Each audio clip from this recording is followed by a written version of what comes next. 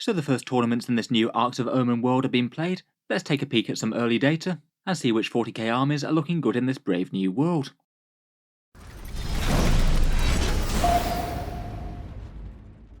Hello and welcome back to Auspex Tactics, where today I thought it would be interesting to take a quick peek at some of the numbers from the first round of tournaments from Arks of Omen, and putting theory into practice, seeing which armies are actually doing well on the tabletops. As we've been talking about over the past few weeks, Arks of Omen is 40k's new update. It's a massive overhaul to the game, new detachment, altered points, new secondaries and missions, and a few other changes, things like strategic reserves and flyers. All of that happening all at once has meant that there's a lot of theory crafting to be done. Lots of things got arbitrarily better or worse, and things that you're likely to be seeing on the other side of the table have changed as well, so the threats that you need to counter might be a bit different. Over the past couple of weeks, not really very many tournaments have been using the Arks of Omen pack. Normally they need a bit of a lead time for changing rules to allow players to adapt their army to the new missions, so this seems to be the first weekend where Arks of Omen is in force in a big way. There have been a few decent sized events, including an enormous one happening at Uprising Adelaide, which I did talk about a few lists for a day or two back. For this video and the data for it, I thought I'd talk about the post from 40k Meta Monday. He's become a bit of a hero of the community on the competitive 40k subreddit and Facebook page, basically each week summarising the big events from around the world for Warhammer 40k, showing which lists have been doing well or badly, and doing a bit of stats analysis to work out win rates for armies and things. Thoroughly recommend checking him out, and I'll give a link to his post in the video description.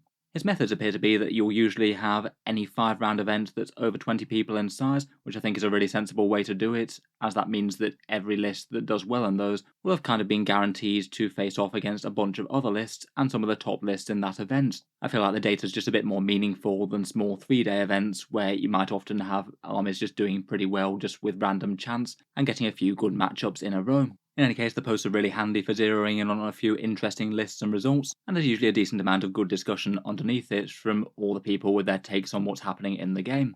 While we're on the subject, I will mention as well that he does have a Patreon page as well that he's recently set up. If you have been getting good value out of his posts, thoroughly recommend dropping him a few quid a month or something. Hopefully if enough people just chip in a small amount, he'll continue to provide this excellent weekly service. It's really handy to have all the results summarised in one place and so quickly off the mark. In any case, I'd certainly treat this video as a bit of a reaction to the excellent data there. I thought it would be fun just to take a look at his numbers for the first few tournaments from Arks of Omen.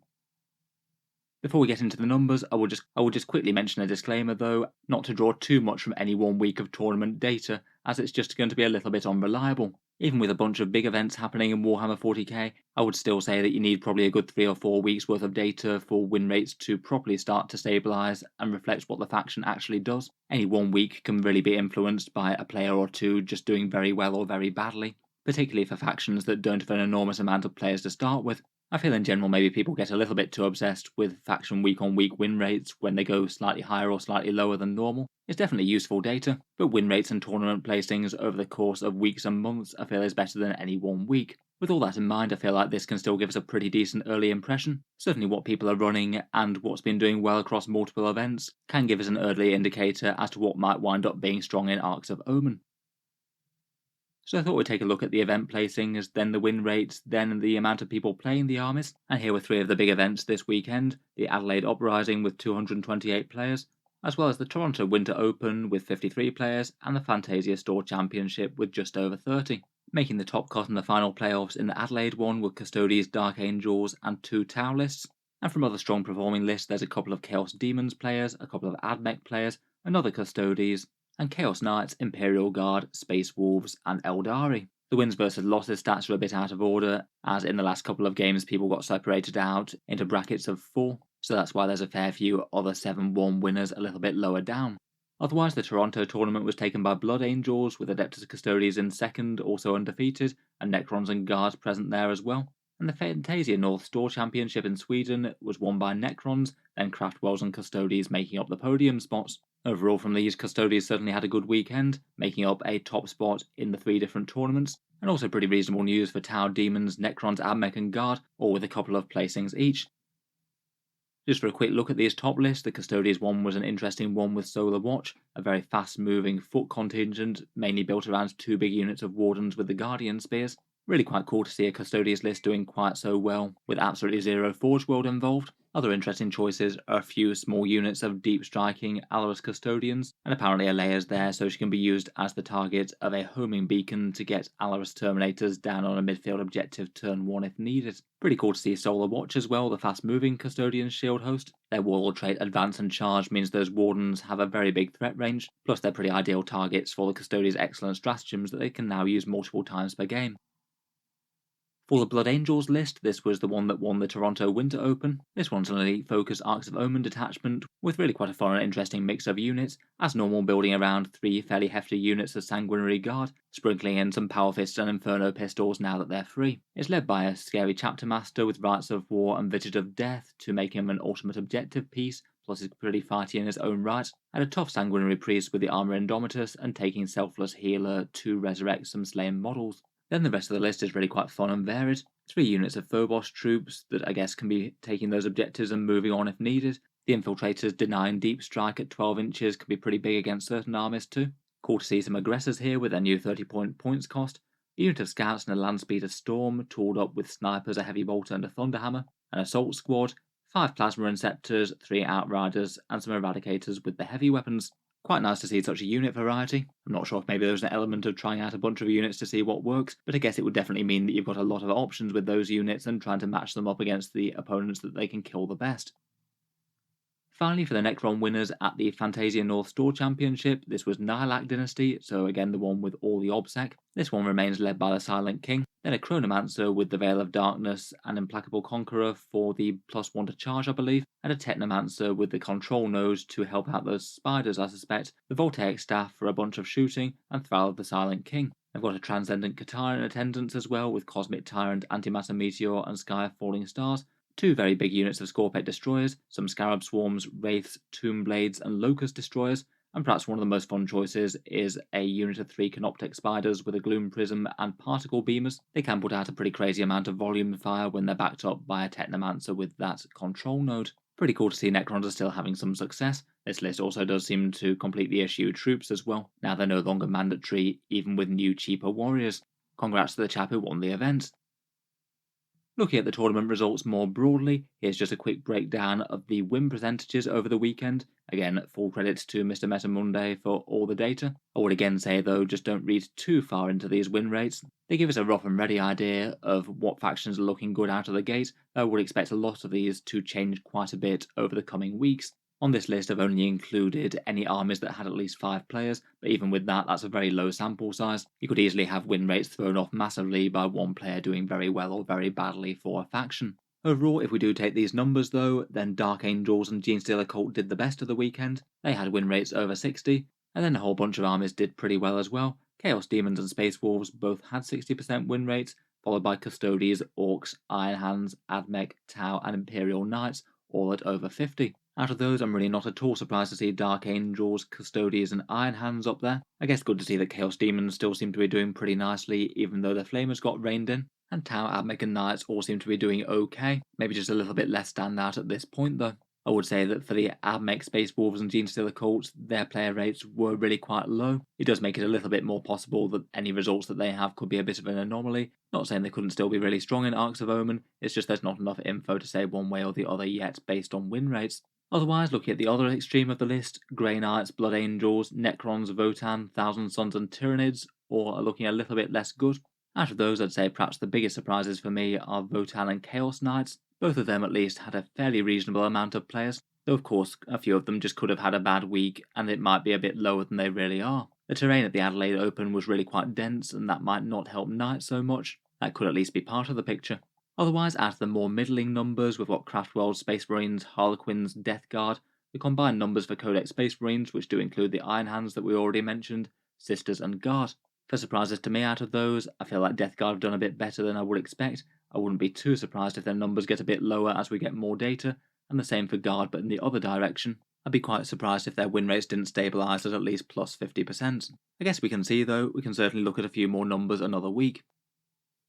Finally, I think it's also interesting to take a look at the amount of people that are playing the different armies. Just gives us a rough idea as to what people think are strong and which armies people are tempted to put on the table more. Player numbers are a little bit more complicated though, as they both depend on the army strength and just the raw popularity of the faction and access to models. It looks like Custodies were the most commonly played army at the event, unless you lump like all of the Codex Space Marine supplements in together. In general, I prefer to lump the Codex ones together and then the more divergent ones separately, like Blood Angels and Space Wolves. That is kind of personal preference though. Custodies are at least fairly popular, but seeing them right at the top does show they're more popular than normal. I believe Chaos Space Marines were the most popularly played army in Nephilim. Custodies were something like 6th or 7th. Otherwise, combined Codex Space Marines being high doesn't surprise me too much with their massive free war gear handout. Iron Hands were the most popular selection and did okay on win rates, though not on event placings, and Salamanders again did very well on win rates as well, and there were 6 of those players. Again, I feel like Salamanders got on pretty well with the amount of free melter weapons that Space Marines have acquired. Definitely plays into their strengths pretty well. After that, just nosing ahead of some of the rest were Chaos Space Marines, of which the most popular legions were Emperor's Children and Black Legion. I'm surprised not to see a few more Word Bearers, but I guess there's a bit of random variation. Also attending in high numbers were Chaos Knights, Imperial Guard, Tyranids Town, Necrons, Craftworlds, Chaos Demons, Sisters, and Imperial Knights. Perhaps out of those, I feel like Chaos Demons are maybe one of the most niche armies, and to have them on fairly solid playing numbers means that people still think that they're very, very strong. Overall, I'd say it's at least a fairly healthy mix. The Custodians definitely feel overrepresented, but besides them, there's a whole load of factions on fairly similar numbers. For the least played armies, there's a whole bunch of forces that are a bit more on the niche side. Black Templars, Death Watch, Inari, Death Guard, Harlequins, Genestealer Cult, Drukari, and Space Wolves were all taken in fairly low numbers. Most of those aren't really surprises, as they just don't have that many people collecting the army in the first place. I'd say perhaps the biggest anomaly on that list is Death Guard though. Usually they've got a fair amount of people playing them. I'd guess that in Arks of Omen maybe a few people are choosing to play other things. It did feel like an army that took a very big hit in power though by losing Armour of Contempt, the durability faction getting less durable, and I'm not surprised that perhaps a few people are a bit less excited to play them. Overall, to put things together a bit, I feel like by most of the metrics, Custodians are looking very, very strong right now, probably one of the stronger factions in the game. They won the huge event, placed decently at the others, had an okay 53% win rate, and a huge amount of people playing them. In general, compared with previous Custodians lists, there are a lot more Wardens and Terminators present, as you might expect. I would say perhaps in-faction balance has got a bit better than it was before. There's still certainly plenty of lists running heavy amounts of Forge World like Caladius's and the Dreadnoughts, but it seems like more of the Codex options are a fair bit more viable. I noticed a good few lists were also allying in some allied Armiger Helverins too for a bit of long-range fire support with fast Obsec. They do seem like quite a good match for Custodians, perhaps similar sort of fire to the Caladius, but also getting Obsec. Otherwise, I feel like Dark Angels really are one to watch. They had the best win rate out of any of these, despite having a kind of middling player rate, and of course they only missed out on winning Adelaide by one game. For their list, mixed versions of Deathwing plus Ravenwing seem to be the most common at the moment. Ravenwing in particular can deliver some absolutely brutal alpha strikes at the moment. A lot of the fast attacking Space Marines went down, and now they've got all-game Devastator Doctrine so they can just hurtle around the board at crazy levels, their invul saves being a lot more relevant now Armour of Contempt is a thing of the past. Then combine that with some durable Deathwing to hold down points. Thunderhammer and Stormshield Terminators are just efficient full stop now, and Dark Angels have arguably a better version of them with the free Cyclone missile launchers and transhuman physiology. Kind of hard to go too far wrong with parking a unit or two on the midfield objectives. Finally, I'd say that Chaos Demons are still looking very, very nasty out of this. There's definitely fewer Flamers being taken in lists, but even at their newer reduced fire rates, they still seem to be taken, and of course they are very hard to kill at long range. Otherwise, with the new points costs, Fiends of Slanesh and Fleshhounds seem to be taken quite a lot more, and Demonettes and Pink Horrors seem to be appearing a bit more in the troop section, alongside Bloodletters. Otherwise, for stronger armies, Tau, Iron Hands, Genestealer Cult, Admech, Orcs and Knights all seem pretty solid. Might represent some of the other more challenging factions to beat in the meta at the moment. I really wouldn't be too surprised if after a few weeks Guard might get added to that though I suppose we'll see. Overall, I found the breakdown some pretty interesting stuff. We'll be interested to see where things go in a few weeks though, both in terms of just having more numbers, as well as people fine-tuning their lists and finding out what works in Arks of Omen, as I feel like it's a bit of a phase of experimentation right now. As always, let me know your thoughts or any other insights that you have down in the comments below, and I certainly recommend checking out Mr. Meta Monday's post, which I'll link in the video description, and dropping any support on Patreon for him to help encourage him to keep these coming. In any case, if you enjoyed the video, then feel free to subscribe to Auspex Tactics as well. I'll certainly keep the regular 40k videos coming. I do tend to post new ones just about every day. Finally, if you have been enjoying all the videos on the channel, I would just like to mention that I too have a Patreon page. Again, I'll also link that down in the video description. It is what allows me the time to keep on making these videos so regularly. Channel patrons do get a fair few advantages, seeing certain videos early, regular votes to see what sort of things happen next on the channel, and automatic entry into the regular prize giveaways with the chance to win some really big model kits each month. If any of that sounds good to you, or you'd just like to help support, the link is in the video description below. In any case, a massive thank you for listening, and I'll hope to see you guys next time.